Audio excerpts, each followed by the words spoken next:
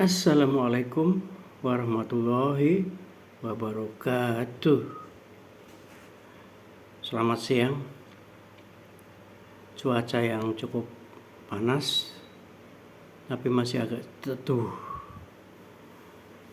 Menikmati es teh, sangat enak sekali ini.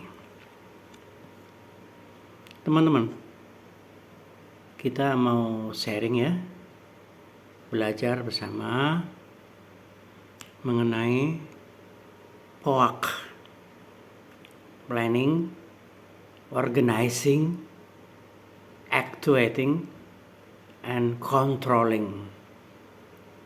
Ini kalau Anda search di internet, di YouTube, udah sangat banyak yang membahas ini. Nah, cuman itu hanya dasar-dasarnya aja. Nah, ini saya mau coba menganalisis atau membahas planning berserta dengan praktik yang pernah kita lakukan. Praktik-praktik yang best practice gitu ya. Organizing juga sama, actuating dan controlling. Dimulai dari planning. Kalau di khasanah buku-buku itu adalah terdiri dari 5 hal. Perencanaan itu terdiri dari analisis situasi, identifikasi masalah, penentuan tujuan, penentuan strategi, penyusunan rencana kerja. Ini pembatasan daripada perencanaan. Jadi pertama-tama kita mesti menganalisis situasi. Situasi apa? Situasi perusahaan Anda dan situasi di luar usaha Anda, eksternal. Konsumen, perilaku konsumen, aturan perundang-undangan, lingkungan perusahaan, serta pesaing. Antara lain itu. Nah, yang mau saya garis bawahi di sini adalah semua data-data mengenai analisis situasi itu jangan terjebak dengan data tertulis. Jangan apalagi kurang observasi, kurang survei, dan pengamatannya hanya sekilas. Menjadi cerita legenda adalah analisis yang dilakukan oleh Pak Tandri Apeng sewaktu beliau masih muda. Jadi waktu itu Tandri Apeng mendapat tugas menjadi direktur utama di perusahaan bir bintang. Data yang ada ini 95% Indonesia adalah umat Islam. Tapi Pak Tandri Apeng tidak mundur. Dan setelah buka, ternyata bir bintang laku keras. Jadi ada yang ironi di sini antara data statistik dengan kenyataan. Jadi boleh-boleh aja dalam analisis situasi Anda wajib menggunakan data-data yang sudah tersedia dari majalah, dari surat kabar, dari internet, maupun dari instansi-instansi terkait. Namun seringkali yang namanya pengusaha itu punya indera keenam untuk menganalisis situasi ini. Karena banyak ditemukan kenyataan tidak sama dengan data yang ada. Setelah itu, kita akan identifikasi masalah. Ini baik untuk usaha yang sudah berjalan maupun yang baru akan mulai ya. Identifikasi masalah. Identifikasi masalah ini yang menjadi masalah adalah CEO ataupun owner ya, manajemen ataupun pemilik itu tidak suka kebanyakan masalah.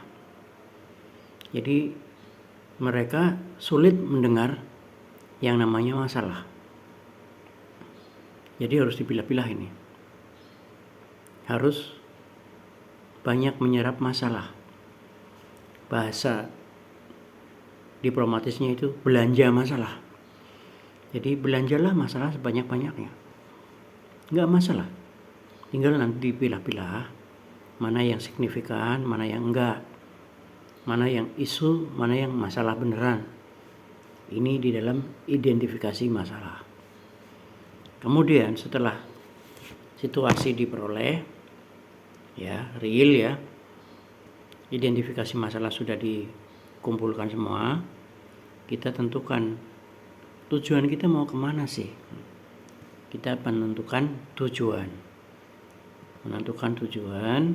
Setelah menentukan tujuan, clear, jelas kita tentukan tujuannya. Apakah kita misalkan mau menjadi market leader di bidangnya, kita mau jadi pimpinan pasar gitu. Boleh. Apakah kita mau jadi penantang pasar, ataukah kita mau menjadi penggarap relung-relung pasar, ataukah kita mau melayani pasar yang belum dilayani oleh pesaing kita. Itu kita tentukan tujuan besarnya. Kita mau jadi spesialis atau kita mau jual banyak produk gitu. Setelah itu, setelah penentuan tujuan, baru kita tahu tujuannya kan, baru kita mengatur strategi untuk mencapai tujuannya gitu. Nah, strategi ini dalam ilmu manajemen itu adalah rencana strategi. Itu bersifat jangka panjang. Kenapa jangka panjang? Minimal 5 tahun biasanya. Kenapa 5 tahun? Karena ini disesuaikan dengan perhitungan return on investment, payback period, serta internal return revenue. Jadi dengan modal yang kita sudah investasikan, itu kita merencanakan itu mau kembali modal berapa tahun lamanya. Tentunya dengan pendapatan tahunan yang sudah disusun. Nah, jadi rencana strategis itu bersifat jangka panjang. Nah, setelah kita tentukan rencana strategis dalam jangka panjang, maka kita menyusun rencana kerja tahunan. Jadi jangan dilupakan ya, ini yang strategis itu adalah jangka panjang, nanti ada rencana tahunan. Nah, ini semua sampai rencana tahunan itu adalah company planning. Jadi rencana bagi perusahaan. Nanti setelah selesai, biasanya ini dilakukan di akhir tahun sebelumnya. Jadi misalkan kita 2026 ya, itu kita akhir tahun 2005, November atau Desember, biasanya Oktober sudah mulai persiapan pembuatan rencana kerja 2026. Nah, Januari atau sebelum Januari, ini rencana kerja perusahaan itu dipecah-pecah ke dalam cabang-cabang atau divisi-divisi untuk dibagi-bagi kepada mereka. sesuai tugas dan kemampuan mereka. Nanti kita split, nanti ada rapat lagi, rencana kerja, nanti ada tawar-menawar, siapa berani berapa, siapa butuh biaya berapa. Nah, ini ada beberapa catatan mengenai planning ini. Yang pertama adalah mengenai database. Jadi untuk perusahaan yang udah jalan itu tentunya ada data existing berupa data konsumen dan data marketing force kita, data SDM kita, terutama data prestasi. Data konsumen, apabila Anda menggunakan IT yang sudah mumpuni, pasti lengkap, pasti cover untuk semua data. Tapi sebelum ini saya jelaskan dulu ya. Jadi rencana kerja ini itu pokok utamanya adalah pendapatan dan biaya. Rencana pendapatan dan rencana biaya. Nanti dari rencana pendapatan itu menggunakan asumsi apa? Optimiskah, pesimiskah, atau sedang-sedang saja. Jadi berdasarkan 2-3 tahun yang lalu itu kita bisa mendapatkan berapa. Misalnya 3 tahun yang lalu kita bisa 100 rata-rata. Lalu tahun depan ini kita mau ke angka 150 atau 125 atau bahkan 200. Ini pendapatan dan biaya. Jadi perkiraan pendapatan dan rencana biaya. Itu ya. Nah, lalu kembali ke data konsumen.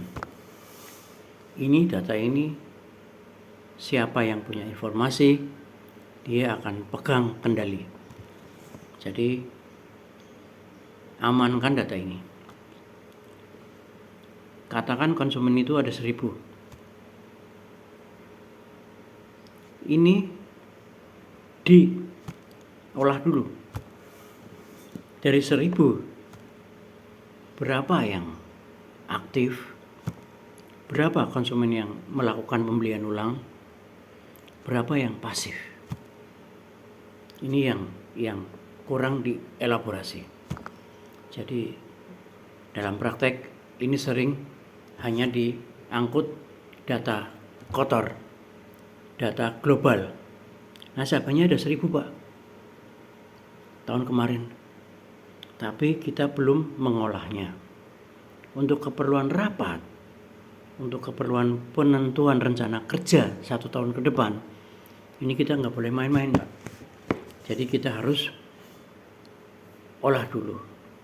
Mas, itu dari 1000 nasabah, dari 1000 konsumen, dari 1000 pembeli, itu lengkap semua datanya, lengkap Pak. Nama, alamat, nomor telepon, lengkap Pak. Itu lebih baik, itu harusnya begitu.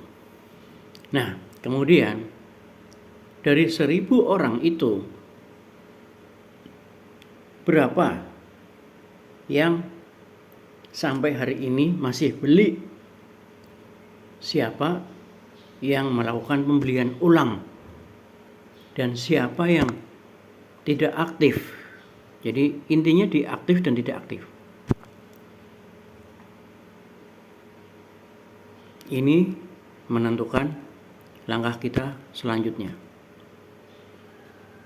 Karena salah satu hal penting hari ini untuk menambah jumlah pelanggan adalah dengan cara linkage, dengan cara menghubungi kembali pelanggan-pelanggan kita yang lama. Pelanggan yang masih beli, kita bisa minta nambah jumlahnya. Perlu apa dia, kalau Kita minta nambah, dia butuh apa? Butuh bonus kah? Butuh diskon kah? Butuh pelayanan kah? Gitu. Kalau pelanggan itu sudah tidak bisa nambah lagi, ya kita harapkan dia tetap melakukan pembelian. Yang kedua, itu pelanggan bisa kita jadikan referensi. Bisa kita jadikan referensi. Karena apa? Ini adalah pelanggan yang sudah pernah beli di kita. Ini sesuatu. Ini aset kita. Jangan dianggap main-main. Jangan dianggap sepele. Nah, kita minta referensi dari beliau-beliau itu untuk selanjutnya kita jajaki, kita tawarkan untuk membeli kembali. Kalau itu konsumen sudah tidak membeli lagi, kita juga tanya, kenapa tidak membeli lagi? Tidak membeli, tapi dia masih jalan usahanya. Tidak beli, usahanya sudah nggak ada. Itu beda, Pak. Kalau tidak membeli lagi, itu ada komplain apa? Itu juga sesuatu yang harus digali. Ini data dari konsumennya. Jadi Anda harus elaborasi di saat perencanaan. Jadi pertama data harus matang. Data yang istilahnya bahasanya itu apa ya? Jadi data yang bisa bicara. Jangan hanya tulisan kertas. Itu rapat kuno, Pak. Kalau pakai data itu hanya tulisan kertas saja. Itu bikin datanya itu sehari sebelum rapat itu. Jadi biasakan data itu disiapkan dengan valid. Jadi data itu hidup, Pak. Kedua, ini adalah data angkatan SDM kita, Pak. Kalau perusahaan Anda sudah well organized ya, sudah bagus, itu ada data, Pak. 3 tahun berturut-turut, 5 tahun berturut-turut, prestasi seluruh karyawan. Jadi Anda mau minta karyawan bagian apa? Bagian marketing. Saya mau minta data karyawan bagian marketing. 3 tahun berturut-turut. Siapa yang nilainya A, siapa yang B, siapa yang C, dan siapa yang D gitu. Nah, nanti dari data ini kita akan bebankan target sesuai nilai mereka. Kita akan beri tugas sesuai dengan nilai mereka. Tentunya kita berikan promosi sesuai dengan prestasi mereka. Nah, ini yang penting yang harus kita perhatikan dalam acara planning, dalam penentuan rencana kerja. Banyak rapat, itu setelah rapat bubar, Pak. Tidak ada yang dikerjakan. Banyak rapat, setelah rapat dokumen ditinggalkan, Pak. Jadi ini jangan sampai dalam acara planning ini kemudian perusahaan Anda tidak hanya jalan di tempat, hanya melakukan kegiatan-kegiatan rutin. Nanti lama-lama perusahaan Anda akan menurun dan kolab. Nah, kembali ke target, ya. Merencanakan target setelah Anda tahu database konsumen Anda bisa prediksi, Pak. Kira-kira dengan konsumen yang ada, dengan angkatan kerja yang ada, itu kita bisa push, kita bisa tekan jadi berapa persen tahun depan. Patokannya 3 tadi, Pak. Ada yang optimis, ada yang pesimis, dan ada yang moderat. Nah, lalu kita akan melakukan perkiraan penjualan kita di tahun depan. Kalau terlalu optimis, ini pasti ada konsekuensi, Pak. Konsekuensi di SDM, konsekuensi di investasi, konsekuensi di hutang, itu 3 konsekuensinya. Tapi kalau itu pakai yang terlalu pesimis, itu sayang, kapasitas kita tidak termaksimalkan. Nah, ini di sini ada yang namanya sustainable growth di dalam planning ini ya. Jadi pertumbuhan yang paling sustainable itu adalah pertumbuhan yang sesuai dengan kemampuan yang ada pada diri perusahaan itu, bukan berdasarkan nafsu dari pemilik, bukan berdasarkan nafsu dari pucuk pimpinan, tapi harus spesifik, measurable, dapat terukur, attainable, ya, achievable, dapat dicapai, realistic, dan time bound. Jadi ada waktunya. Jadi harus smart. Jadi planning itu harus smart. Jadi kalau nggak smart, nanti 1 tahun ini Anda naik melejit, besok lagi collapse. Seperti Sritek 2021 untung 1, sekian triliun, 2022 langsung rugi, Pak. Itu entah laporannya yang manipulatif atau memang itu kenyataan. Wallahu alam. Nah, jadi prinsip dalam SMART ini adalah I, O, sama F. Jadi berapapun keinginan Anda untuk tumbuh, pasti akan mengundang, akan melahirkan, pasti akan memancing adanya investasi. Katakan Anda ingin tumbuh penjualan menjadi 100% dari tahun kemarin. Berarti Anda harus menambah jam kerja SDM atau menambah SDM. Anda harus menambah mesin atau kapasitas pabrik. Anda harus menambah inventaris. Semua pokoknya harus nambah. Jadi tidak ada pertumbuhan penjualan, tidak ada pertumbuhan pendapatan yang tidak mengundang konsekuensi di dalam investasi. Ya, minimal Anda harus bersedia cadangan kas lebih banyak karena aktivitas para marketing jadi nambah. Itu. Nah, di sini nanti Anda akan ketemu dengan pembiayaan, ketemu dengan permodalan, sehingga di dalam planning ini Anda tentukan capital expenditure dan operating expenditure, sehingga dengan pertumbuhan yang sekian persen Anda inginkan, itu pasti dong Anda butuh berapa nambah mobil, berapa nambah mesin, berapa nambah SDM atau gaji SDM. Gitu. Ini harus direncanakan dari awal. Nggak ada penambahan volume produksi yang tidak menambah capital expenditure.